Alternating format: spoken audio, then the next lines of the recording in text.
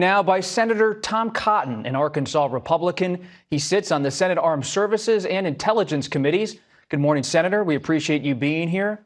What's next, Senator Cotton? Do you believe there will be an expanded war between Israel and Iran on the horizon? Well, Bob, I'm not sure that Israel's expanding the war so much as it is trying to end the war. I think it's important to stress just what a huge blow the last 2 weeks have been against Hezbollah. Iran is behind all of these terror networks, but Hezbollah is its most potent weapon. Hezbollah has over 100,000 rockets and missiles and mortars aimed at Israel. Iran has used that threat to deter Israel for years, going back probably 20 years or so. And now that Israel has absolutely devastated the entire leadership structure of Hezbollah, whether it's at the attacks that came just late last week, killing not only Hassan Nasrallah and all the other leaders, or some of their other actions, or hitting their weapons depots and manufacturing sites in Syria, now is not the time for a ceasefire or to de-escalate as Joe Biden and Kamala Harris want. Hezbollah is on its knees. The United States should help Israel drive Hezbollah to the mat and choke it out and finish it off once and for all. That means for the first time in decades, Iran would be exposed on its flanks with no terror proxy capable of devastating Israel or our troops and our friends in the region. That's what we should do, not demand that we have a ceasefire, de-escalate at a time when Israel is trying to win. We should let Israel win.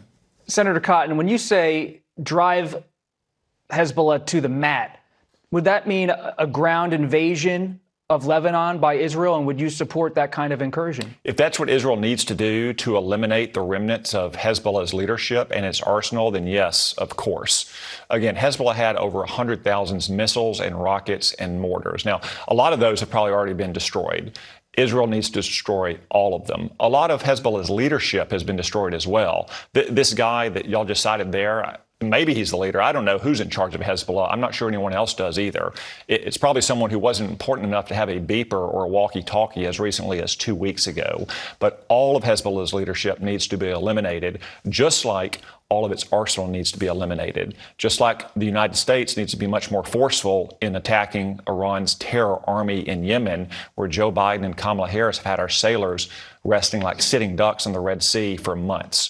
When we finish mopping up all of these terrorist proxies, that means Iran, once again, is totally exposed. It no longer can threaten Israel and the United States and our friends throughout the region. That's why we need to back Israel to the hilt and let Israel win, rather than continue to make these feckless demands for ceasefires and de-escalation of Kamala Harris and Joe Biden have been doing for a year now.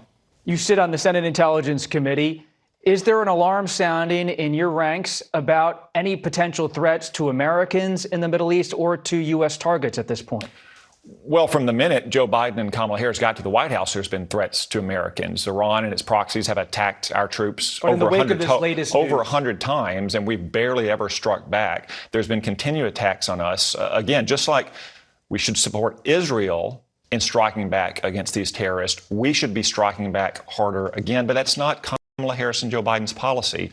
From the very beginning, they've appeased and conciliated the Ayatollahs. Kamala Harris, for instance, opposed Donald Trump's strike that killed Iran's terrorist mastermind in 2020. Over the last 4 years, they've given away tens of billions of dollars in sanctions relief. They've looked the other way as Iran violates sanctions. They've continually put more pressure on Israel than they put on Iran's terrorist proxy. That's why Kamala Harris is the Ayatollah's hand-picked candidate, and why the Ayatollahs are hacking into Donald Trump's campaign and trying to kill him. Turning to Ukraine. Former President Donald Trump, you're a big supporter of his. He met with President Zelensky in recent days in New York. He talked about a potential deal to end the war. What kind of deal would that be? How would it exactly look? You're close to Trump and this process. Well, he hasn't been specific, and I think that's for a reason. One, he doesn't know what the world is going to look like in another 3 months when he takes office. He doesn't know how much more Joe Biden and Kamala Harris might screw things up. But here's what we do know. This never would have happened on Donald Trump's watch, because it didn't happen on Donald Trump's watch. Vladimir Putin has invaded Ukraine twice, both times with Joe Biden in the White House. First as Barack Obama's understudy, second with Kamala Harris in the White House with him. That came just a few months after the disastrous collapse in Afghanistan. Those things are not unrelated. When you project weakness, as Kamala Harris and Joe Biden have, and you suggest to your enemies that they can push you around and walk all over you, you get the kind of conflicts we see in Europe and that we see in Israel, and you get the chaos we see at our southern border. Bob, the administration just acknowledged. I know, but Ukraine for a second. Just pause on this for a second, Senator. Senator Vance, who's going to be at the vice presidential debate on Tuesday, hosted by CBS News, he's talked about on a recent podcast a demilitarized zone as a part of a potential peace deal between Ukraine and Russia. He said it could look like something like the current line of demarcation between Russia and Ukraine that becomes a demilitarized zone, heavily fortified so the Russians don't invade again.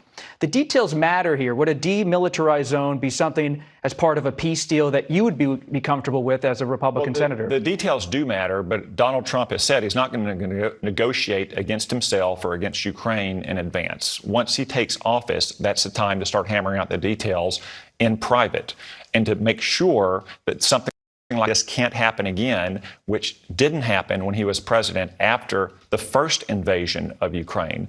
But again, I just want to say the chaos that Joe Biden and Kamala Harris have unleashed across this world isn't limited to the other side of the world. It happens right here. The administration just acknowledged that they released more than 13,000 convicted murderers who illegally entered this country, more than 15,000 convicted sex offenders. That's 28,000 rapists and murderers who illegally entered our country, who Kamala Harris and Joe Biden have let roam our streets. That's the kind of chaos that they have unleashed for the last 4 years and that Donald Trump will put an end to.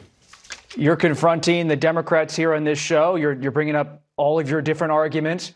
Former President Trump, even though there are just a few weeks left in the campaign, has so far said he does not want to participate in another debate with Vice President Harris. Is that a mistake? Do the American people deserve to hear more from former President Trump and the Vice President about their views? Well, I think they deserve to hear a lot more from Kamala Harris because she's been lying to them for the last 3 months. If you look at her record, she's been trying to run away from it from the very moment she took the nomination from Joe Biden. She wants to ban gas-powered cars. She wants to give reparations based on race. She wants to ban fracking.